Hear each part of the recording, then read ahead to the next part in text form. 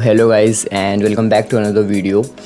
इस वीडियो में आगे बढ़ने से पहले मैं आपको बता दूं कि ये वीडियो एक फॉलो अप वीडियो होने वाली है और इस वीडियो का जो प्रीवियस पार्ट है वो इस चैनल पे पहले ही अपलोड हो चुका है।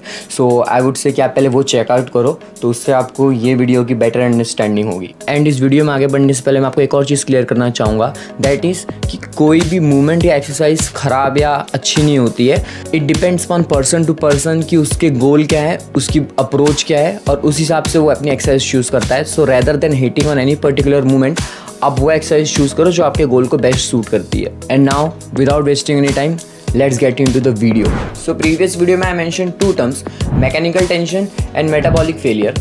एंड इस वीडियो में हम यही दोनों टर्म्स का इस्तेमाल करेंगे टू चूज़ दी और to select the best possible exercise for muscle hypertrophy. And अब मेरा जो पहला पॉइंट होने वाला है इस वीडियो का, वही बहुत ज़्यादा कॉन्ट्रोवर्शियल होने वाला है। As the first point is, अब बहुत लोग बोलेंगे क्या भाई फ्री वेट्स आर बेस्ट, तेरे को कुछ पता नहीं है ये वो। So let me explain. Machines आपको अलाउ करती हैं टू पुश टिल फेलियर। मैं ये नहीं कह रहा कि आप फ्री वेट्स पे फेलियर तक पुश नहीं कर सकते, बट दैट्स अ थिंग। मान लीजिए कि आप किसी सेट को फेलियर तक पुश करने का ट्राई कर रहे हैं एंड अब आप एक स्टेज पे पहुंच गए जहां आपसे एक और रैप नहीं लगेगा।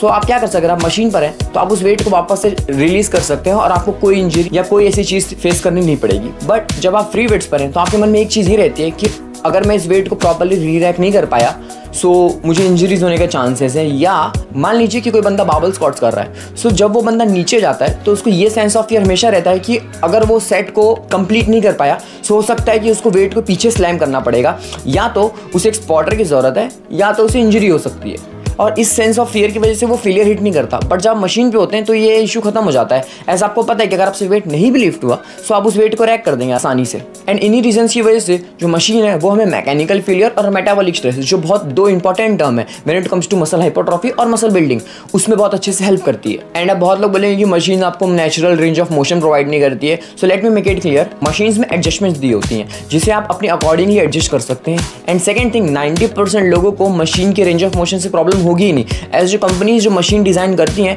वो ये बात का ध्यान रखती हैं और ये फैक्टर्स को इंक्लूड करती हैं कि जो उनके यूजर्स है उनको ऐसी कोई प्रॉब्लम्स फेस ना करनी पड़े। एंड नाउ अब हम अपने दूसरे पॉइंट की बात करते हैं, that is stop hating on Smith machines. Basically Smith machine एक बारबेल होता है on a fixed plane, that is कि it only goes straight up and straight down, जिसकी वजह से जो आपकी स्टेबलाइजर्स मसल होती है उनका यूज कम से कम हो जाता है। आपको वेट बैलेंसिंग पे ज़्यादा ध्यान नहीं देना पड़ता, muscle contraction and muscle isolation दोनों पे बहुत अच्छे से फोकस कर सकते हो। So stop hating Smith machines and start utilising it if your goal is muscle hypertrophy. So now that we have made all this points clear, अब बढ़ते हैं हमारे मेन सेक्शन की तरफ जो कि है exercise selection for muscle hypertrophy.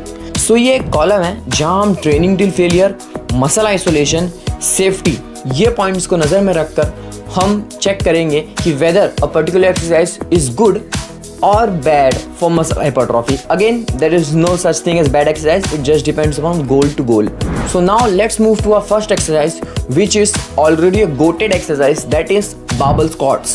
So no doubt a great exercise, a great movement, but training till failure is possible but on a verge of injury, which is अगर वो आपसे वेट प्रॉपरली लिफ्ट नहीं हुआ या अगर आप proper guidance में नहीं है एक इशू ये हो सकता है कि आपको इंजरी हो सकती है। एंड बिकॉज ऑफ दैट जो ट्रेनिंग टिल फेलियर है वो थोड़ा रिस्क में चले जाता है। No doubt when it comes to muscle isolation, आपकी लोअर बॉडी को बहुत अच्छे से आइसोलेट करता है, जिसकी वजह से एक बहुत अच्छी एक्सरसाइज है। एंड दैट इज़ वाई मैं इसे A टियर में डालूंगा। एंड ठीक इससे एक सिमिलर मूवमेंट जो एक S टियर मूवमेंट हो जाती है, which is Smith machine squats और हैक स्क्वाट। हाँ, स्मिथ मशीन स्क्वाट्स या हैक स्क्वाट्स ये दोनों ऐसी मूवमेंट है जहाँ सेफ्टी का एंड मसल आइसोलेशन का एंड ट्रेनिंग टिल फेलियर, ये तीनों ही पॉइंट्स को बहुत अच्छे से कवर किया जाता है, जिसकी वजह से ये एक गॉड टियर एक्सरसाइज है या आप कह सकते हैं S tier exercise for muscle hypertrophy. And another exercise is deadlift. बहुत लोग को पता है कि डेडलिफ्ट एक बहुत ही अच्छी एक्सरसाइज है when it comes to overall back development, but training till failure on a verge of injury.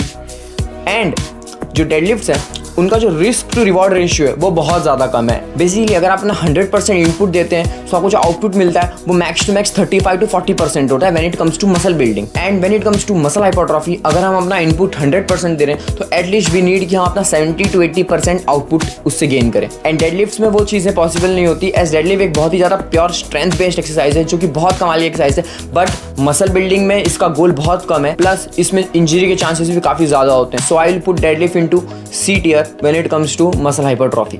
So next अब हमारे पास दो एक्सरसाइज हैं which is lat pull down and pull ups. So दोनों ही बहुत सिमिलर मूवमेंट पैटर्न है और दोनों ही बहुत अच्छे मूवमेंट पैटर्न्स हैं to exhaust your lats. But lat pull down आपके लैट्स को बहुत अच्छे से आइसोलेट करता है कंपेयर टू पुलअप्स। मैं ये नहीं कह रहा कि पुलअप्स खराब है, एंड आप इसे डेफिनेटली अपने ट्रेनिंग शेड्यूल में ऐड कर सकते हैं या आप इसे अल्टरनेट लगा सकते हैं वीक टू वीक। बट चीज़ ये है कि लैट पुल डाउन एक मशीन है जिसकी वजह से लैट का आइसोलेशन है वो लैट पुल डाउन में बहुत ज़्यादा अच्छे तरीके से होता है। सो लैट पुल डाउन जाता है into A tier and pullups just उसके नीचे in B tier when it comes to muscle hypertrophy. Next up is leg press. Again guys बहुत अच्छी एक्सरसाइज है। आई डोंट नो क्यों लोग कहते हैं कि इसमें फेक स्ट्रेंथ मिलती है या ऐसा कुछ, बट अगर आप ईगो लिफ्टिंग छोड़कर वेट को कंट्रोल एंड कंसंट्रेट फॉर्म में मारना स्टार्ट करेंगे आपके क्वाड बर्स्ट होने पे आ जाएंगे। एंड जो मसल आइसोलेशन लेग प्रेस आपको प्रोवाइड करके देगा वो कोई एक्सरसाइज प्रोवाइड करके नहीं देगी when it comes to your lower body. So I would say आप इस मूवमेंट को अपने रूटीन में ऐड करें एंड एक अच्छे फॉर्म के साथ इसको परफॉर्म करें, देन आपको पता चलेगा कि लेग प्रेस कितनी अच्छी एक्सरसाइज है। So no doubt when it comes to muscle hypertrophy leg press goes into S tier। And next exercise is barbell bent over row. So barbell bent over row again बहुत ही old school exercise है, but the thing is कि यहाँ पर आपका जो limiting factor होता है वो लोअर बैक हो जाता है, जिसकी वजह से आपको जो फेलियर हिट करना होता है तो वहाँ पे प्रॉब्लम हो सकती है। सो अगर आपके जिम में एक चेस्ट सपोर्टेड रो मशीन है सो वेल एंड गुड, तब तो ये बहुत अच्छी एक्सरसाइज है, एज आपका जो लिमिटिंग फैक्टर है वो लोअर बैक नहीं रहेगा तब, एंड आप फेलियर को बहुत अच्छे से हिट कर सकते हैं। ऑल्दो अगर आपके जिम में मशीन नहीं है चेस्ट सपोर्टेड रो की सो आप बारबेल बेंट ओवर रो को भी परफॉर्म कर सकते हैं, एज ये भी बहुत अच्छी एक्सरसाइज ही है, बस थोड़े से ट्विक्स के साथ ये और अच्छी हो जाती है। So I would put barbell bent over row into B tier and chest supported row into A tier। अगली दो मूवमेंट है barbell bench press and dumbbell bench press. So basically दोनों ही बहुत सेम मूवमेंट है, बस फ़र्क इतना है कि डंबल में आपको ज़्यादा स्ट्रेच मिलता है और मसल आइसोलेशन सिंस आप दोनों हाथों से अलग अलग वेट पुश कर रहे हैं तो वो ज़्यादा मिलता है, एंड जिसकी वजह से ये एक A tier एक्सरसाइज है and barbell bench press is a B tier exercise. So guys आपको आइडिया लग गया होगा कि आप कैसे डिफरेंशिएट कर सकते हैं कि कौन सी एक्सरसाइज मसल हाइपरट्रॉफी के लिए अच्छी है और कौन सी एक्सरसाइज मसल हाइपरट्रॉफी के लिए उतनी अच्छी नहीं है। अगेन मैं एक चीज़ कहना चाहूँगा कि यहाँ पे ऐसी कोई एक्सरसाइज नहीं होती जो कि गुड या बैड होती है, जस्ट आपका गोल अगर मसल हाइपरट्रॉफी है तो आप इन फैक्टर्स को देखेंगे। अगर यही आपका गोल अगर चेंज हो जाता और स्ट्रेंथ ट्रेनिंग हो जाती तो ये जो पूरी लिस्ट आपने देखी यहाँ पे सब ऊपर नीचे हो जाता, बारबेल स्क्वाट बेंच प्रेस सब S tier हो जाते और बाकी सारी एक्सरसाइज B tier हो जाती। So it just all comes down to कि आपका स्पेसिफिक गोल क्या है। एंड मैं इस वीडियो के एंड में आपको एक और चीज़ बोलना चाहूँगा विच इज़ वो मूवमेंट करो जो आपको सच में करनी पसंद है। ये साइंटिफिक बात है, ये साइंस ये किसी काम का नहीं अगर आपको वो मूवमेंट करने में अच्छा ही नहीं लगता, क्योंकि अगर आप जिम में और अगर एक्सरसाइज करें तो आपको एक्सरसाइज करने में मज़ा आना चाहिए। सो अगर आपको PR मारने का मन है आप PR परफॉर्म करो, अगर आपको मसल कॉन्ट्रैक्शन पर ध्यान देना है स्लो परफॉर्म करना है एक्सरसाइज तो स्लो परफॉर्म करो, अगर आपको कार्डियो परफॉर्म करना है तो नहीं, कार्डियो कौन ही करता है। सो आज के वीडियो के लिए इतना ही।